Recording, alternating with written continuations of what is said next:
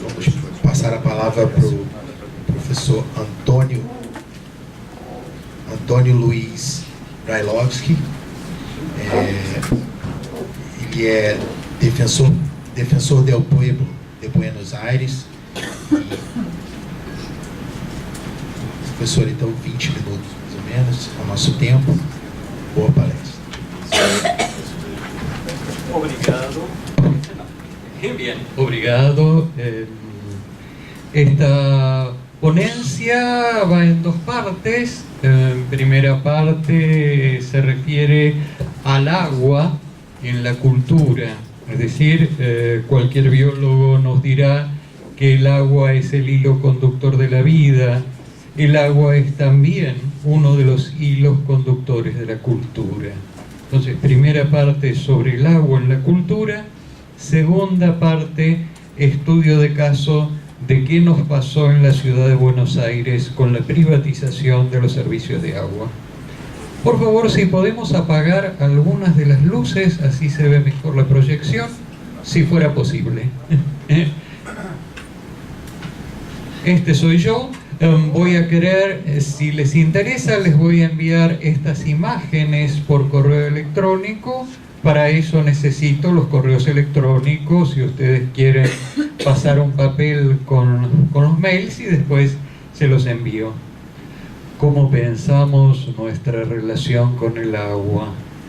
Bueno, dos posiciones, hay mucho espacio para hacer negocios según el Banco Mundial, o el agua es un derecho humano, no una mercancía, según el Foro Social Mundial y muchos de nosotros. Y queremos decir que el agua, que la relación de nuestra especie con el agua es infinita y que no puede reducirse a un negocio privado. Algunos ejemplos. El agua ocupa un lugar central en las religiones americanas. Aquí tenemos ceremonias mayas de la lluvia, los dioses de la lluvia de culturas mesoamericanas como Tlaloc, en sus distintas versiones. Tenemos leyendas del diluvio no solo en Medio Oriente, sino también en la cultura azteca. Tenemos diosa tolteca del agua, ceremonias del agua y de la fertilidad que nos muestran el entrecruce de la cultura y el agua. Tenemos un canto incaico al agua en Perú.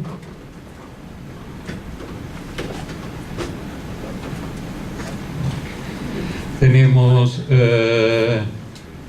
chamanes ante el agua que lo que hacen es hacer rituales en el agua en distintas culturas indígenas, culturas de riego en Mesoamérica. En toda Mesoamérica prehispánica tenemos infinidad de culturas basadas en el riego. La cultura azteca se especializó en la construcción de ecosistemas sobre el agua en la laguna Texcoco, en las llamadas chinampas, aquí representadas por Diego Rivera, que fueron la base de sustentación de la gran ciudad del México prehispánico, y que muchas de ellas aún están en plena producción en el siglo XXI, abasteciendo de flores, frutas y hortalizas a Ciudad de México. En la civilización incaica, el agua ayudó a construir ecosistemas artificiales en las laderas de las montañas, estas terrazas de riego que significan un inmenso esfuerzo en Machu Picchu, en Cusco, en el Valle del Colca, en Ollantaytambo, en Pisac. José María Arguedas decía que esta relación de los pueblos indígenas andinos con la montaña y el agua era una geografía que no requería agricultores sino héroes. Y cuando uno mira el inmenso esfuerzo de estas terrazas de regadío, uno piensa que aquí hay mucho más que un recurso natural. Aquí hay una cultura entrecruzada con el agua. Les recuerdo, les envío estas imágenes, obviamente saquen las fotos que quieran, pero se las pienso mandar. En el lago Titicaca tenemos también una cultura de aprovechar el agua como regulador térmico. En este caso, el recurso natural que riega, pero al mismo tiempo permite entibiar los cultivos y producir alimentos en una zona en que la temperatura no lo permitiría. Y por supuesto los acueductos indígenas en distintos lugares de América Latina. Y las culturas hidráulicas en las ciénagas de Colombia, donde hicieron una inmensa construcción de ecosistemas que, claro, en nuestra cultura acostumbrada a ver solamente las obras de piedra y ladrillo, no vio las obras sobre el barro de las ciénagas. Los conquistadores traían también una cultura del agua que no era solamente un recurso natural. Por un lado, el espacio que tiene el agua en la cultura religiosa cristiana. Porque ¿en qué momento comienza el cristianismo? En el momento en que Jesús toma conciencia de cuál va a ser su misión. Es el momento del bautismo. El momento en que el cuerpo de Jesús entra en contacto con el agua del río Jordán es cuando tiene una iluminación y se da cuenta de quién es Él y qué va a hacer en el mundo. Por eso el agua ocupa también un lugar central en la cultura cristiana. Y por eso cualquier persona que quiera ingresar a la cultura cristiana lo hace a través del agua. Por eso el arte en las pilas bautismales, en los baptisterios, como los sitios sagrados y al mismo tiempo especialmente cuidados de las iglesias. Porque esta es la puerta de la iglesia. No la puerta física, material. Esta es la puerta espiritual de la iglesia. La pila bautismal. Y también traían la cultura romana. Porque para la cultura romana el acueducto era una función del Estado romano, y por una razón de sentido común, de experiencia ante las epidemias, los romanos le daban la misma agua gratis, pero la misma agua, la misma calidad de agua al emperador que al último de los esclavos. Porque los romanos tenían claro que si los esclavos no tenían agua, en algún momento se iban a enfermar y a transmitir esa enfermedad a los ricos. De modo que a mí me gustaría que aprendiéramos, aún en una sociedad tan horriblemente injusta como lo fue la sociedad imperial romana, en el sentido de darle la misma calidad de agua gratis a todos. Algunos acueductos, estos en España, Mérida, Zaragoza, Tarragona, Segovia. Esto en Francia, 2 ramas de acueducto, sur de Francia. Y obras de ingeniería para distribuir el agua, la noria árabe, la cultura árabe de utilizar la fuerza motriz del agua, que la llevaron a Europa y fueron el origen de estas máquinas hidráulicas que movían, hacían canales y movían, en este caso un puente, te movían máquinas, la maquinaria hidráulica del Renacimiento que venía de los árabes y que atraviesa toda Europa, hasta mecanismos imposibles como este que realmente funcionó durante el Renacimiento para subir agua a Toledo desde el río Tajo. Fábrica de armas Y por supuesto, obras para recibir el agua, que son las cisternas, como la cisterna árabe de Marruecos, o cisterna portuguesa en Marruecos, y la más impresionante del mundo, la gran cisterna de Estambul, que tiene la imagen como si fuera de una mezquita de Córdoba inundada, subterránea e inundada. Y hay una cultura de los que tienen que ver con el agua que aparece en el arte, como en las aguadoras de Goya, en el aguador de Sevilla de Velázquez, este hombre que prueba el agua con responsabilidad, prueba el agua antes de distribuirla a sus vecinos. Los pintorescos vendedores de agua de Marrakech o de Jerusalén. Y también, proveniendo de la cultura romana, el agua que sirve a la sensualidad del cuerpo. Todavía hay baños romanos en Inglaterra, en Bath, y las ruinas, el de Inglaterra está activo, y ruinas o sitios arqueológicos de baños romanos en Sevilla, y el uso otra vez en la cultura, en la pintura, en el arte, de los baños de Pompeya, los baños árabes de Mallorca, y también el pretexto para mostrar a unas chicas sin ropa ahí. El agua también ocupa un lugar en el diseño del paisaje.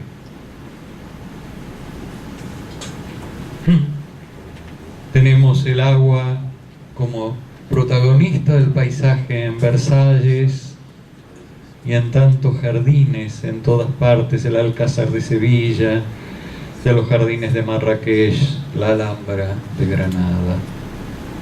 Todo esto significa un vínculo extraordinariamente profundo de nuestra cultura con esto que no es un recurso, sino la materia prima del 70% de nuestros cuerpos y la materia prima de un espacio inconmensurable de nuestra cultura. Un estudio de caso: nosotros tuvimos la suerte de haber privatizado el servicio de agua corriente en el área metropolitana de Buenos Aires. Hablemos de Buenos Aires primero. Buenos Aires es el encuentro de dos infinitos, el de la Pampa y el del Río de la Plata. Esta es la inmensa llanura pampeana, de aquí la ciudad nocturna, expandiéndose hacia la Pampa, y esta ciudad está construida sobre un conjunto de humedales. No es plana, aunque hoy lo parezca, es un conjunto de humedales, y recordemos que un humedal no es un poco de agua, sino que es un sistema extraordinariamente complejo.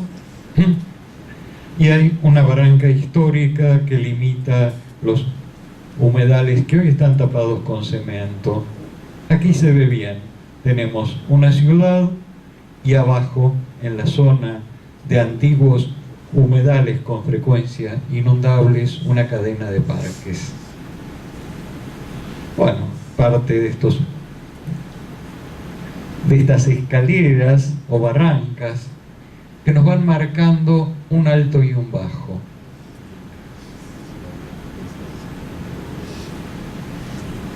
Esto que en Sao Paulo uno tiene continuamente desniveles, en Buenos Aires hay un único desnivel, que es esta barranca que antes daba al Río de la Plata. Ya no hay otros desniveles, y esto es lo que marca un alto y un bajo, que era el límite de los humedales de abajo, y después, bueno, arriba un montón de lagunas hoy tapadas. Los ríos y los arroyos definen cómo es una ciudad. Abajo, el Río de la Plata, la ciudad colonial. Aquí, la zona de terrenos altos, donde están barrancas. Aquí estaban los ricos. Aquí, arroyo Riachuelo, pantanos. aquí estaban los pobres y los esclavos. Esto en 1580, y aquí el poder, en lo que hoy es Plaza de Mayo. Varios siglos después, el poder sigue en el mismo lugar, los ricos siguen en el mismo lugar, los pobres y la contaminación siguen en el mismo lugar que varios siglos atrás. Y a medida que se van ampliando la ciudad, los planos coloniales esconden los humedales. Fíjense ustedes, esta es la ciudad como impresa, implantada sobre un conjunto de humedales que no aparecen en los planos. Es como si los arroyos desaparecieran al llegar a la ciudad. Obviamente no desaparecen, pero hay toda una cultura de borrar el medio natural. Y el arroyo sale de la ciudad, entra en la ciudad, no aparece y sale de la ciudad. Caramba, ¿qué habrá pasado en el medio? Aquí tenemos un plano de 1782, donde se marcan las barrancas y el conjunto de humedales, muchos de los cuales van a ser después urbanizados. Entonces, la zona urbana llega hasta el límite del humedal. Este es el humedal, esta es la zona urbana alta, por eso es que les mostré la barranca poco a poco. Y en el siglo XIX, toda la zona baja es quintas, ganadería, hay mataderos y obviamente el comienzo de la contaminación. Hemos hablado alguna vez del riachuelo que está en el borde contaminado de la ciudad de Buenos Aires. En 1859 la ciudad aún termina en el humedal, este es el borde del humedal y esta es la zona de humedales aún no poblada. La costa del Río de la Plata, una cultura en la cual se pesca a caballo, es decir, muy poco. No le voy a hacer ningún caso. Aguánteme un poquito. Esta es la costa del Río de la Plata. Y poco a poco, a fines del siglo XIX, se empiezan a esconder los arroyos. Pequeños arroyos que se van tapando. La ciudad se va consolidando y aparecen urbanizaciones en los humedales. Bueno, una cantidad de ejemplos de urbanizaciones en los humedales que aparecen en los planos del siglo XIX, donde están las líneas topográficas que indican dónde habían estado las lagunas, 1887. Este detalle, las líneas topográficas, no aparece en los planos actuales. Aparecen los planos del siglo XIX. Caramba. ¿Por qué nos habremos olvidado esto? Bueno, todo el impacto, todo el proceso social de rellenado de esas lagunas con basura, donde es el lugar que van los pobres. Bueno, más de urbanización de humedales, etc. Y sobre esos humedales ocultos se asienta la industria que saca agua de las napas subterráneas y la vuelca en los arroyos. Entre 1930, que comienza la industrialización, y 1976, que la última dictadura empieza a destruir la industria. Bueno, y tenemos una urbanización y una industrialización, modelo capitalismo salvaje, sin ningún control de nada. Miles de fábricas mantienen artificialmente deprimidas los acuíferos, es decir, el agua subterránea se mantiene escondida porque las fábricas la usan. Y los humedales parecieran que no existían, tapados por cemento y el agua chupada por las fábricas, hasta que comienza la privatización del agua. Estado de situación, mucha población sin agua o cloacas, el agua, la fuente de provisión de agua, el río de la Plata, está contaminada, los desagües son insuficientes y hay inundaciones. ¿Quién podrá salvarnos? La que nos salva es la empresa de aguas más grande del mundo, llamada Suez, que tiene contratos en todas partes, incluyendo aquí en Aguas do Amazonas. Y la idea era que la empresa proveyera agua potable a la gente y cloacas. El problema es que hacer la red de agua potable es más barato que hacer la red de cloacas. ¿Qué hizo la empresa? Hizo la red de agua potable, empezó a cobrar la factura y negoció con el gobierno, con las comillas, negoció con las comillas que quieran, es decir, ahí hubo un acto de corrupción, no hacer la red de cloacas. Los usuarios reciben el agua y la vuelcan en las napas en pozos ciegos. En condiciones naturales llueve y el agua subterránea va a los arroyos. Pero desbordan los pozos ciegos, las calles y los patios se inundan con aguas negras. Al no haber cloacas, despiertan los humedales que habían estado dormidos durante un siglo, desbordan pozos ciegos, ahí las aguas negras van a los jardines, a las calles, aguas negras en las calles, empiezan a hundirse calles por falta de sustento, entonces hay derrumbes de edificios en las tormentas, porque no hay tierra que los sostenga por el ascenso de las napas. Montones de ejemplos de estos derrumbes.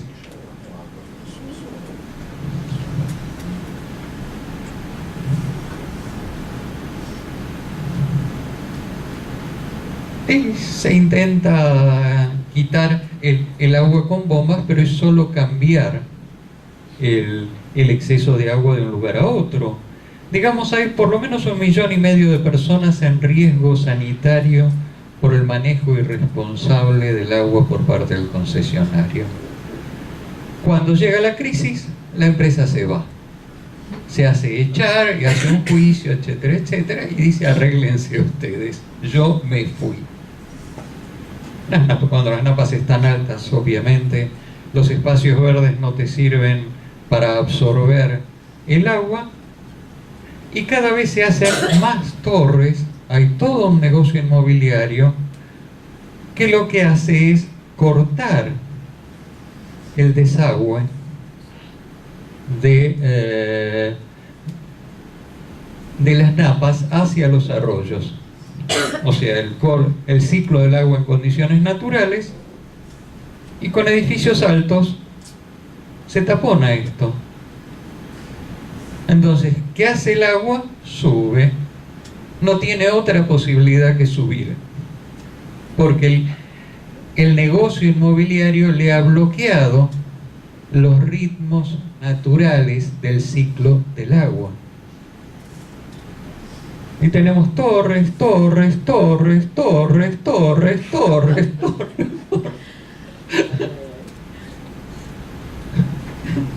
Gracias. Un instantito. Y mientras tanto, no se hizo nada por prevenir la contaminación del Río de la Plata, que es la fuente de agua potable de millones de personas. Este es un afluente del Río de la Plata. Esto es agua negra que desagua, agua negra de este afluente Río Reconquista, que desagua en el río Luján. Tenemos el Río de la Plata a nuestra espalda. Esta es la marea, la línea de marea negra avanzando hacia el Plata. Otra foto más de la línea de marea negra. Espero que se note la diferencia de colores.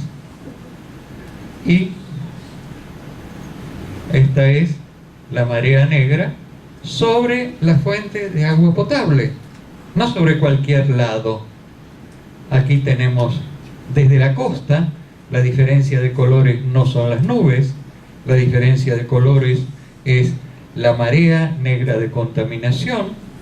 Estos son fotos aéreas. Esto también, fotos aéreas de la costa de la ciudad de Buenos Aires. Yo no sé si algún funcionario nuestro viaja en avión, es probable que ninguno, porque alcanza con asomarse a la ventanilla del avión y ver la marea negra amenazando las tomas de agua. Esto es otro arroyo. También esto es del Google Earth. Como se ve, una documentación imposible de obtener, el Google Earth, cualquiera lo puede ver en su casa. Y esta es la toma de agua, una toma de agua para 6 millones de personas rodeada de aguas contaminadas. Foto del Google Earth, se encuentra en cualquier lado. El arroyo Riachuelo también contaminado. Y decimos entonces que para los economistas la sustentabilidad es una manera de tratar la distribución del ingreso entre personas de diferentes generaciones.